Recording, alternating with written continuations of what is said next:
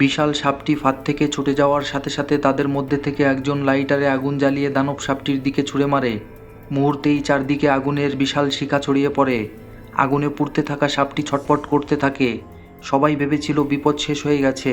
তখন সাপটি লেজ দিয়ে তাদের এক সঙ্গীকে পেঁচিয়ে নেয়, আর মেয়েটি সাপের সাথে সাথে পুড়ে ছাই হয়ে যায়। ঘটনাটি শুরু হয়েছিল যখন তারা থাইল্যান্ডে ভ্রমণ করতে গিয়েছিল।